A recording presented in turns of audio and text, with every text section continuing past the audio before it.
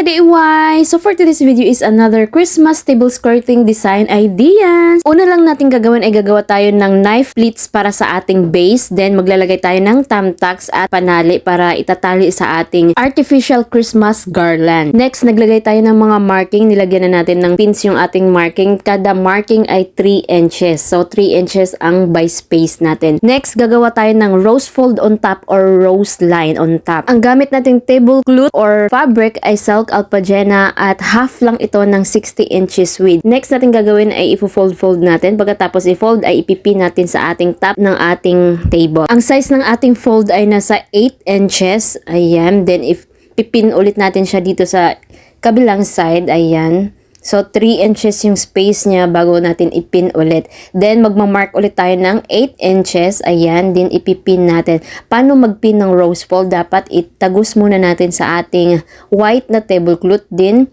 ipin natin siya sa top cover natin. Then itagus natin sa pleats bago natin ibalik doon sa white na tablecloth. Bali, gagawa lang tayo ng rose fold on top na naka-lines or rose lines. So, simula dito sa left side papuntang right side. So, pupunuin natin siya ng rose fold. For more videos mga ka-DIY, you can visit my YouTube channel at Facebook page.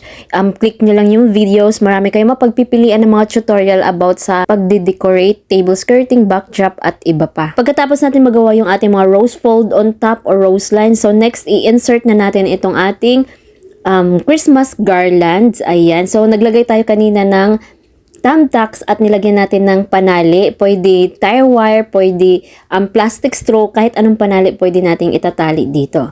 So, ayan, tatalian lang natin siya.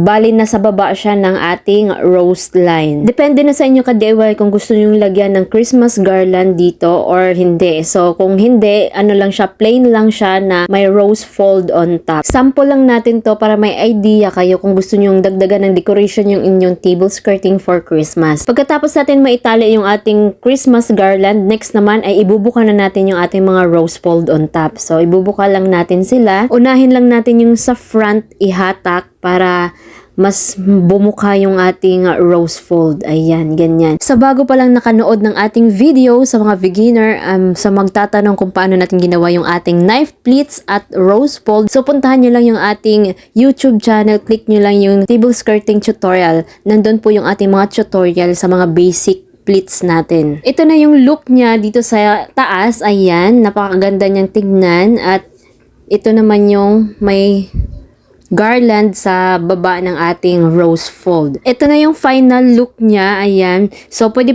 tayo magdagdag ng another decoration katulad ng mga artificial flower na poinsettia or mga Christmas balls. Kahit ano pang napang-decorate sa Christmas, pwede nyong lagyan dyan sa ating Christmas garlands. Ito yung sample natin. Naglagay ako ng mga balls sa ating Christmas garland. Ayan. So, itusok ko lang yung dulo ng pinagsasabitan ng balls. Kung bulaklak naman na poinsettia, itusok-tusok nyo lang yan dyan, ayusin nyo lang. So, yan na yung final look natin. Don't forget to like, subscribe, at i-hit ang notification bell para lagi kayo updated sa mga bago nating i-upload at paki-follow na rin yung ating Facebook page at paki-share na rin ito ating video para mas marami makanood, matuto at magkaroon ng idea sa ating mga tinuturo. Maraming salamat, ingat and God bless everyone. Merry Christmas! Thank you for sharing!